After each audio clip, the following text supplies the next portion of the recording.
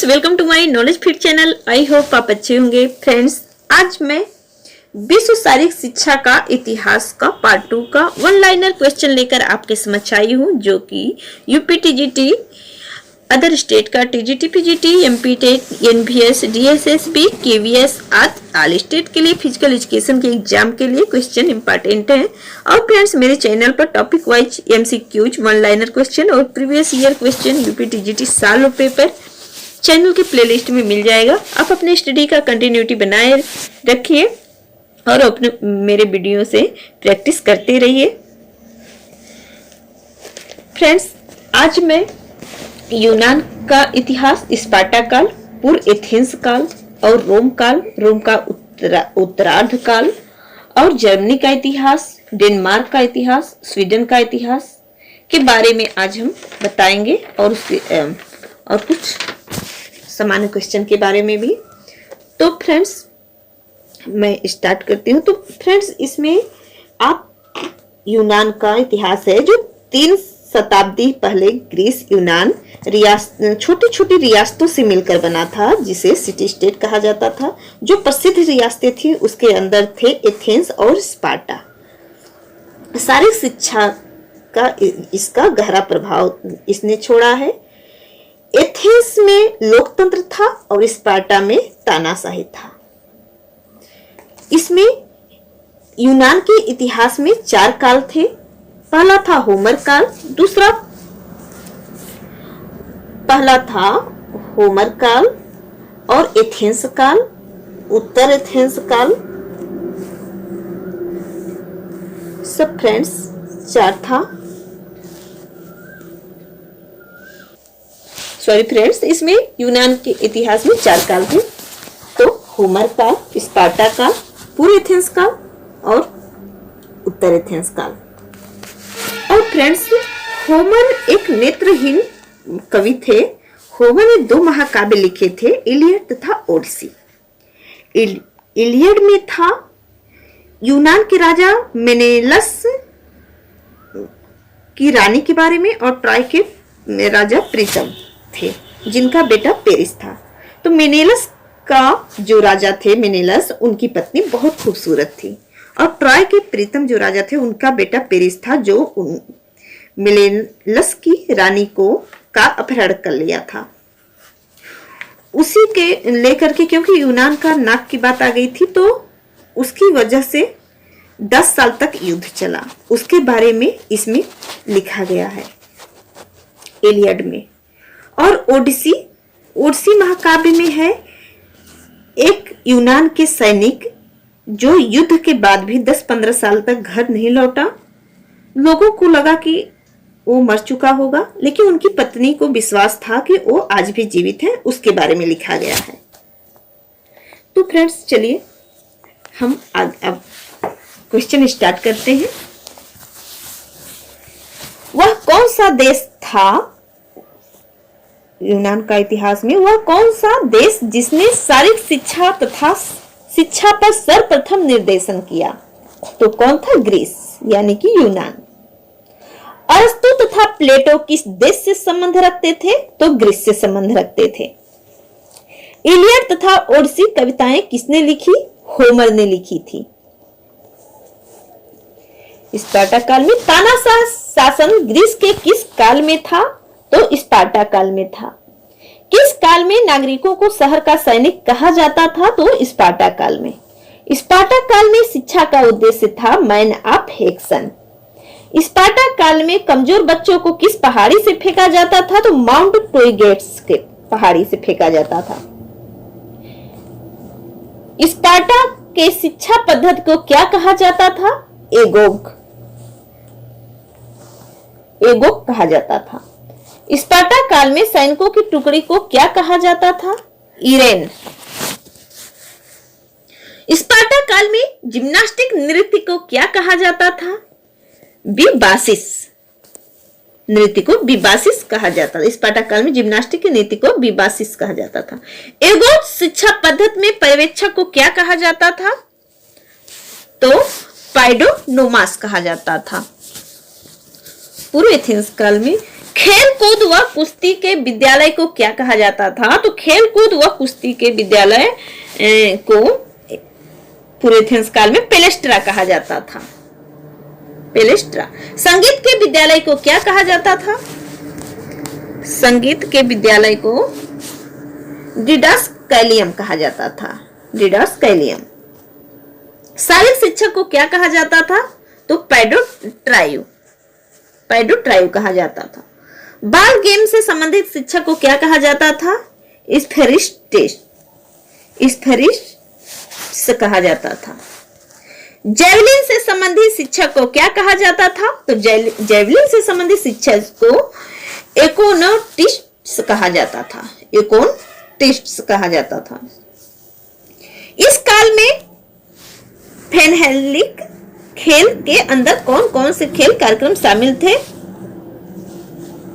इस काल में पेनहेलिनिक के खेल के अंदर कौन कौन से खेल कार्यक्रम शामिल थे? तो ओलंपिक था, इथिलियन था, पिथियन था और निमियन था। निमियन। इस्थीमियन खेल कहां पर और किसके समक्ष होते थे? तो ये होते थे कोरिंथ, पेसिडन, गॉड ऑफ सी। तो ये होते थे कोरिंथ और पेसिडियन। नेक्स्ट,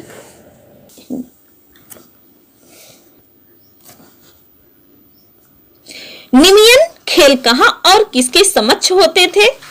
निमियन खेल तो आर्गोलिस जेसस के समक्ष होते थे। आर्गोलिस जेसस के समक्ष। इस काल में जिम्नास्टिक एक्सरसाइज को क्या कहा जाता था? तो गेस्टिकुलेशन कहा जाता था। गेस्टिकुलेशन। किस काल को शारीरिक शिक्षा तथा खेलों के लिए स्वर्ण काल कहा जाता था? तो उत्तर एथेंस काल को। उत्तर एथेंस काल को। किसने कहा कि शिक्षा का मुख्य उद्देश्य परंपरागत ज्ञान को न देखते हुए सही ज्ञान को देखा जाए? तो सुकरात ने कहा था। सुकरात ने। किसने कहा कि शारीरिक शिक्षा तथा मानसिक विद्या में आपस में संबंध है? तो प्लेटो ने कहा था। किसको मेडिकल जिम्नास्टिक का पितामह कहा जाता है? तो हिप्पोक्रेट्स को। हिप्पोक्रेट्स को मेडिकल जिम्नास्टिक का पिता कहा जाता है। पूर्व एथेंस काल में खेलों व एथलेटिक समारोह को किस नाम से जाना जाता था? तो पेनहेलेनिक गेम्स के नाम से। पेनहेलेनिक गेम्स के नाम से जाना जाता था। पेनहेलेनिक गेम्स में कौन से गेम समारोह में शामिल किए जाते थे? ओलंपिक, इथीमियन और पिथियन। ओलंपिक, इथीमियन, पिथियन तथा निमियन। पिथियन खेल कहां और किसके समक्ष आयोजित होते थे? तो ये होते थे डेल्फी पर्वत के समतल और क्षेत्र पर तथा अपोलो देवता की पूजा की जाती थी। ओलंपस की रानी किसे कहा जाता था? ओलंपस की रानी हेरा को कहा जाता था। आकाश देव किसे कहा जाता था? जीएस को। समुद्र देवता किसे कहा जाता था? पोसीडोन को। सूर्य देव किसे कहा जाता था? अपोलो को। पृथ्वी की रानी किसे कहा जाता था? तो डेमीटर को। डेमीटर को पृथ्वी की रानी कहा जाता था। अलेक्जेंडर किसके शिष्य थे? तो अरस्तु के शिष्य थे। फादर ऑफ हिस्ट्री किसे कहा जाता है? तो हेरोडोटस को कहा जाता है। वेद व्यास के वेदों की तुलना यूनान के किस गुरु से की जाती है? तो होमर से की जाती है। रोम के निवासियों को क्या कहा जाता था? तो अराटर पोस्ट कहा जाता था। रोम के निवासियों को क्या कहा जाता था? तो अराटर पोस्ट कहा जाता था। रोम काल में कौन सा लेखक पाया गया? तो गेलेन पाया गया। गेलेन पाया गया। रोम काल में 18 साल के बाद के युवा को शारीरिक व मानसिक कौशल को तैयार किए जाने वाले स्थान को क्या कहा जाता था? रोम काल में 18 साल के बाद के युवा को शारीरिक व मानसिक कौशल को तैयार किए जाने वाले स्थान को क्या कहा जाता था?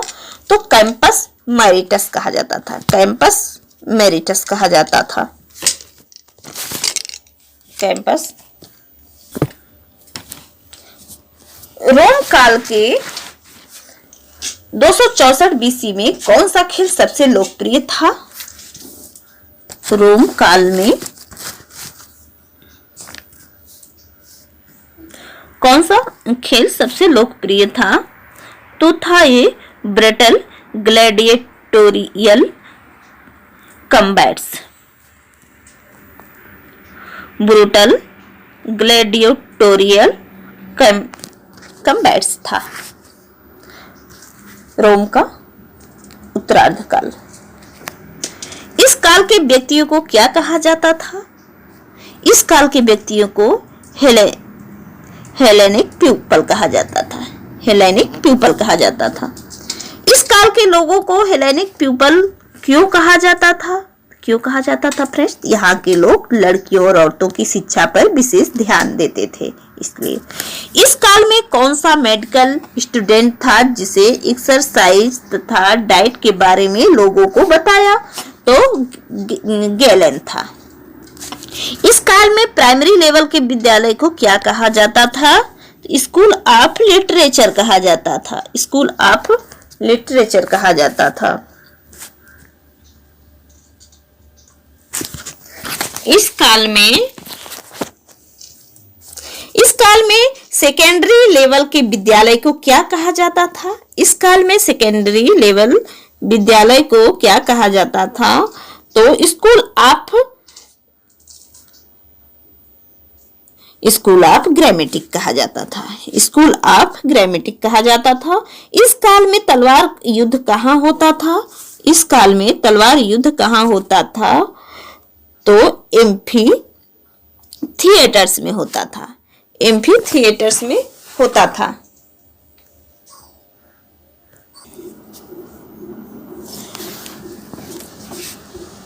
कोलेजियम कहाँ पाया जाता था?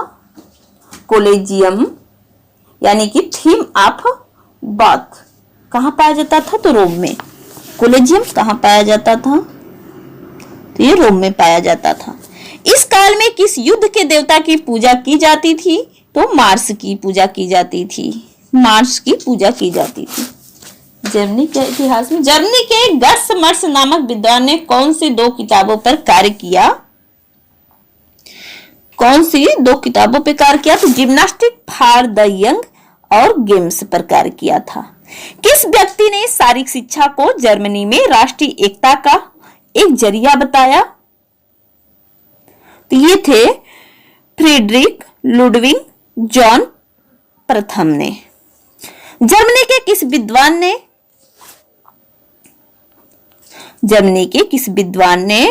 टेन वेरिएन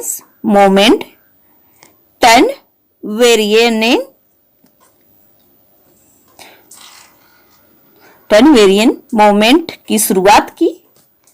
तो जर्मनी के किस विद्वान ने 10 वेरिएंट मूवमेंट की शुरुआत की? तो लुडविग जान ने की थी। जर्मनी में आधुनिक शारीरिक शिक्षा को शिक्षा से संबंधित करते हुए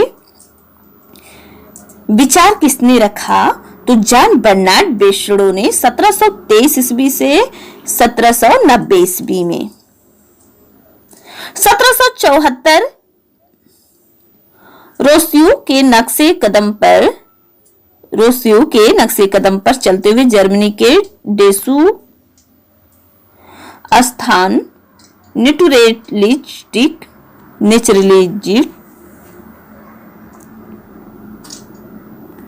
स्कूल को किस नाम से जाना जाता था? तो फिलैंथ्रोपियन के नाम से जाना जाता था। फिलैंथ्रोपियन के नाम से जाना जाता था। जर्मनी में कौन सा पहला शिक्षक था जिसने पूरे स्कूल को 1 घंटा सुबह 2 घंटा दोपहर में भिन्न भिन्न खेलों को खिलवाया? तो जॉन साइमन ने खिलवाया। वह कौन सा विद्वान था जिसने फिलैंथ्रोपियन के शिक्षण कार्य से अभिप्रेरित होकर 1785 में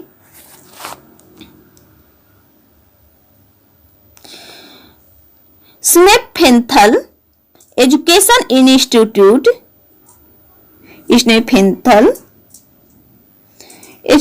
इंस्टीट्यूट खोला? तो क्रिश्चियन गोथिप साल्जमैन ने किया। जर्मनी में किस विद्वान को आधुनिक कालीन शारीरिक शिक्षा का पितामह कहा जाता था? तो ये है जेबी बेस्टो को। जर्मनी जिम्नास्टिक का ग्रैंडफादर किसे कहा जाता था? जर्मनी जिम्नास्टिक का ग्रैंडफादर किसे कहा जाता था? तो जॉन क्रिस्टोफर फ्रेडरिक गर्ट्समर्स को। जर्मनी के गर्ट्समर्स नामक विद्वान ने कौन सी 2 किताबों पर कार्य किया? तो जिम्नास्टिक फॉर द यंग एवं खेल। किस व्यक्ति ने शारीरिक शिक्षा को जर्मनी में राष्ट्रीय एकता का एक जरिया बताया? तो ये फ्रेडरिक लुडविग जान है। जर्मन के किस विद्वान ने टर्नवेरियन मूवमेंट की शुरुआत की?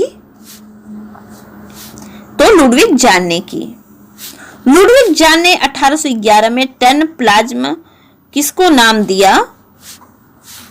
लुडविग जान ने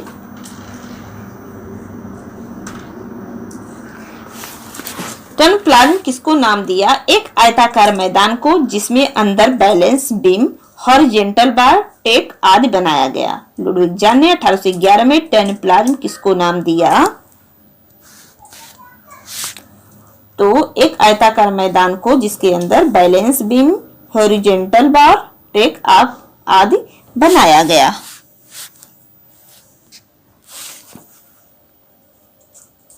जर्मन जिम्नास्टिक पर किसने किताब लिखी? जर्मन जिम्नास्टिक पर किसने किताब लिखी? तो ये थे लुडविग जान 1816 ईस्वी में। लुडविग जान थे 1816 ईस्वी में लिखे थे।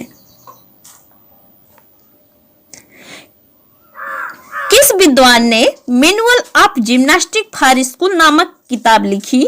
तो एडोल्फ स्पीज ने। किस विद्वान ने manual of gymnastic for school नामक किताब लिखी? तो एडोल्फ स्पीज ने।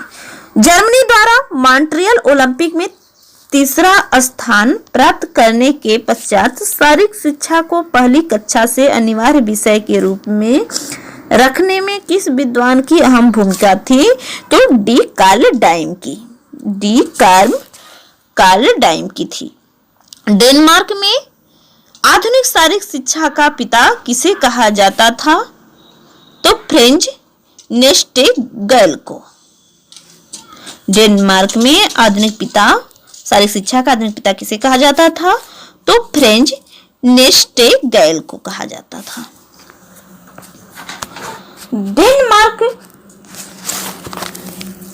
डेनमार्क के किस विद्वान को गर्ट्समर्स का अनुयायी माना गया? डेनमार्क के किस विद्वान को गर्ट्समर्स का अनुयायी माना गया? तो फ्रेंच नेस्टेगल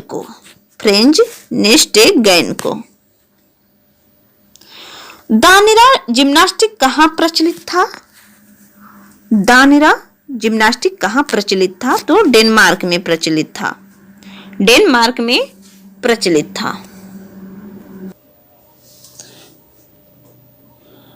स्वीडन में शारीरिक शिक्षा को ऊंचा दर्जा दिया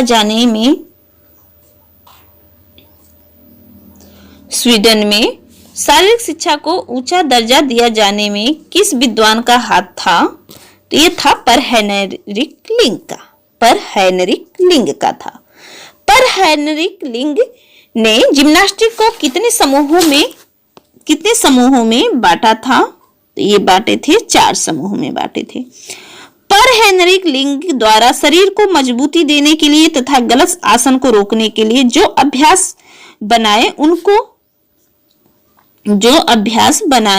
उनको क्या नाम दिया गया? तो फॉर्म गिविंग मूवमेंट बनाया गया। पर हेनरिक लिंग की याद में 1939 तथा 1949 में उनकी बरसी के दिन कौन सा समारोह आयोजित किया गया था? तो द लिंग एंड आयोजित किया गया था। हनुमान व्यायाम प्रसारक मंडल अमरावती की एक टीम ने किस लिंग यार्ड में भारतीय संस्कृति व उसकी पद्धति का प्रदर्शन किया? तो 1949 लिंगार्ड, सेकेंड लिंगार्ड स्टॉकहोल्म को। 1949 लिंगार्ड, सेकेंड लिंगार्ड स्टॉकहोल्म को। ये कुछ समान क्वेश्चन है। निम्न में से किसने ओलंपिक मशाल के एथेंस से आयोजित स्थल तक लाने का प्रचलन प्रथम बार शुरू किया? ये थे कार्ल डाइम थे। अंतरराष्ट्रीय ओलंपिक समिति का मुख्यालय कहाँ स्थित है? तो यह है स्विट्जरलैंड में। प्राचीन ग्रीस में डिडास्केलियम क्या होता है? तो संगीत विद्यालय।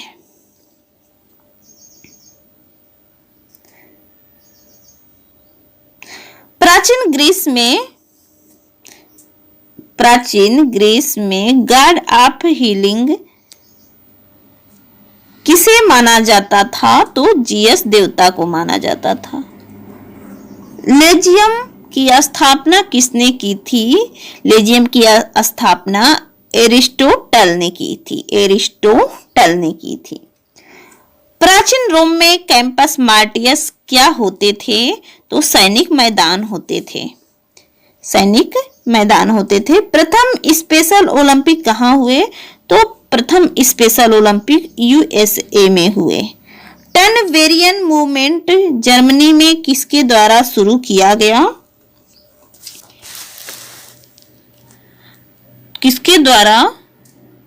टन वेरियम मूवमेंट जर्मनी में किसके द्वारा शुरू किया गया? तो लुडविग जान के द्वारा शुरू किया गया। राजकुमारी अमृत कौर कोचिंग स्कीम की शुरुआत कब हुई? राजकुमारी अमृत कौर कोचिंग की शुरुआत कब हुई? तो 1953 ईस्वी में हुई। 1953 ईस्वी में हुई। स्कूल गेम्स फेडरेशन और इंडिया की स्थापना भारत में कब हुई? तो सन 1954 ईस्वी में हुई। School games federation of India की स्थापना भारत में 1954 ईस्वी में हुई। अतिरिक्त शक्ति की धारणा यानी कि थ्योरी ऑफ सरप्लस एनर्जी किस विद्वान ने प्रतिपादित किया? हर्बर्ट स्पेंसर ने। भविष्यदर्शी धारणा किस विद्वान ने प्रतिपादित किया? तो कार्ल ग्रोश ने प्रतिपादित किया। मनोरंजनात्मक धारणा यानी कि रिक्रिएशन थ्योरी किस विद्वान ने दी? तो Lord Combs and JNW Patrick ने दी। पुनः अवलोकन धारणा किस विद्वान ने दी? तो स्टैनली हॉल ने। मनोविश्लेषक धारणा का प्रतिपादन यानी कि साइको एनालिटिकल थ्योरी का प्रतिपादन किसने किया? तो ये थे सिगमंड फ्रायड ने किया।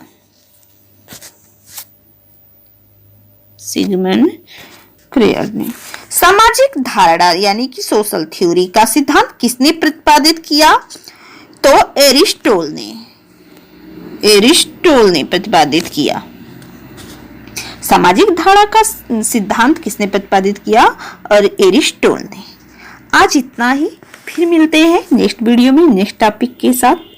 फ्रेंड्स, अगर पसंद आया हो तो लाइक करिए, सब्सक्राइब करिए, अपने अन्य ग्रुपों में शेयर करिए फ्रेंड्स। तब तक के लिए जय हिंद फ्रेंड्स।